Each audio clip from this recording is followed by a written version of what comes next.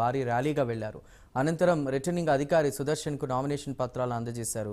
YCP ప్రభుత్వాన్ని గద్దె దించేందుకు ప్రజలు సిద్ధంగా ఉన్నారని ఆయన అన్నారు.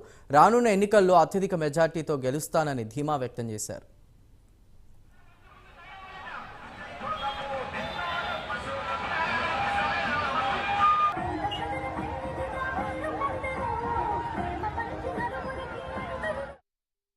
రెండు సార్లుగా అంటే 2014లో అలాగే 2019లో కూడా ప్రజలందరి ఆశీస్సులతో ఘనమైనటువంటి విజయం సాధించాం. మరొకసారి మూడోసారి బరిలోకి దిగుతూ హ్యాట్రిక్ సాధించే దిశగా మా టీడీపీ శ్రేణులందరూ కూడా చాలా కష్టపడుతున్నారు. అనేక రకమైనటువంటి సమస్యలతో ఉన్నటువంటి ఈ నియోజకవర్గానికి అనేక రకాలైనటువంటి పరిష్కారాలు చూపించినటువంటి అనుభవం మాకుంది. కొత్తగా ఈరోజు జన సైనికుల ఉత్సాహం మాకుంది. అలాగే బీజేపీ శ్రేణుల తాలూకా సంపూర్ణమైనటువంటి మద్దతు మాకుంది.